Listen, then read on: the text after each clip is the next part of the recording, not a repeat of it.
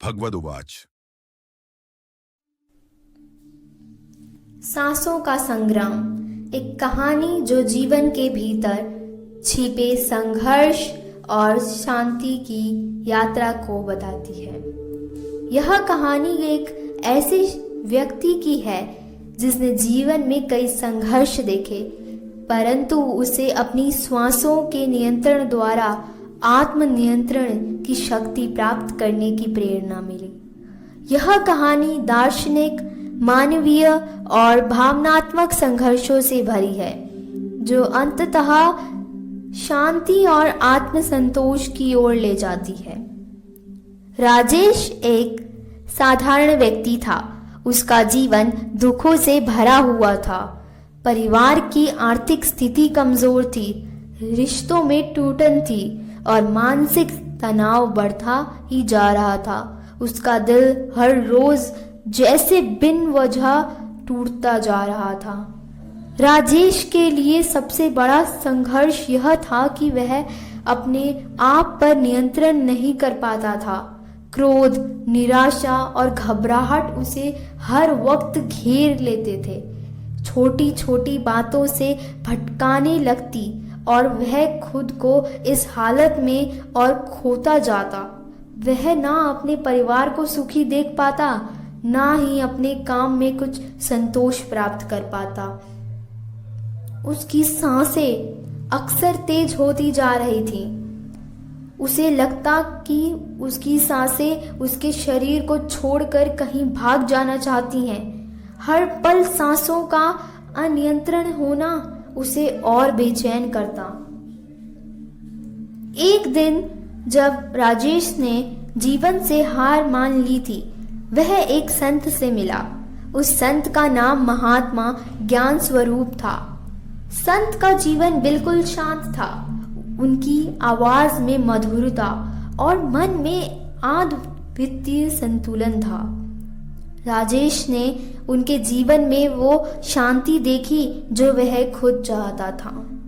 राजेश ने उनसे पूछा, महात्मा जी, आप अपने जीवन में इतनी शांति कैसे प्राप्त की?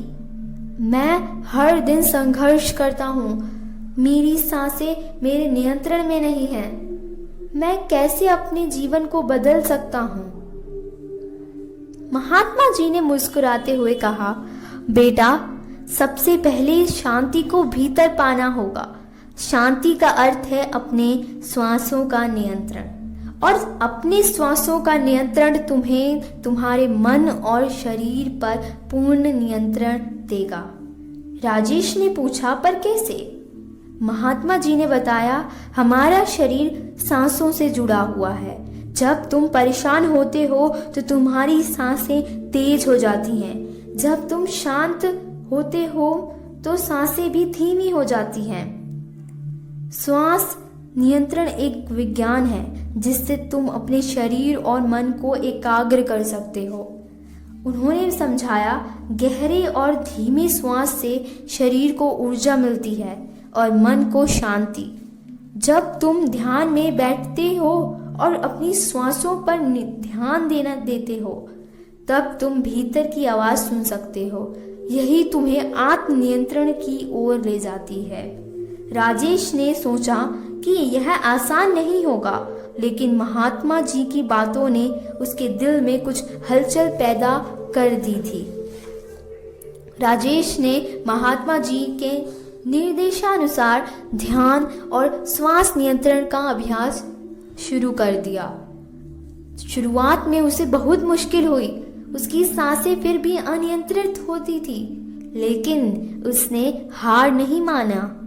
वह हर रोज कुछ समय निकालकर शांत जगह पर बैठता और गहरे सांसों का अभ्यास करता। धीरे धीरे उसे अपनी श्वासों पर ध्यान केंद्रित करना आने लगा।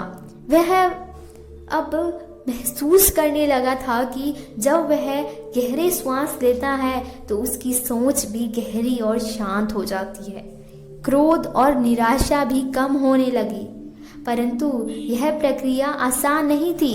एक दिन जब राजेश ने अपने जीवन की एक बड़ी समस्या का सामना किया, उसका क्रोध फिर से भड़क गया। वह फिर से अपनी श्वासों को संभाल नहीं सका। उसे लगा जैसे सब कुछ फिर से बिखर रहा है। लेकिन इस बार उसने अपनी पुरानी गलतियों से कुछ सीखा था। उसने तुरंत बैठकर अपनी श्वासों पर ध्यान दिया।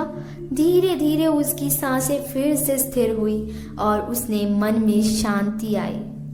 समय के साथ राजेश ने श्वासों के नियंत्रण द्वारा अपने जीवन को पूरी तरह से बदल दिया। वह अब अपने जीवन के हर छोटे बड़े संघर्ष को शांत मन से देखता। उसकी सांसें अब उसकी सबसे बड़ी साथी बन चुकी थी। जब भी कोई कठिनाई आती, वह गहरी सांस लेकर खुद को संभालता।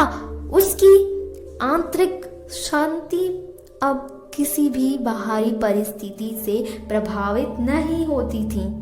एक दिन वह महात्मा ज्ञान स्वरूप के पास फिर से गया और धन्यवाद कहा। महात्मा जी, आपने मुझे जीवन का सबसे बड़ा उपदेश दिया।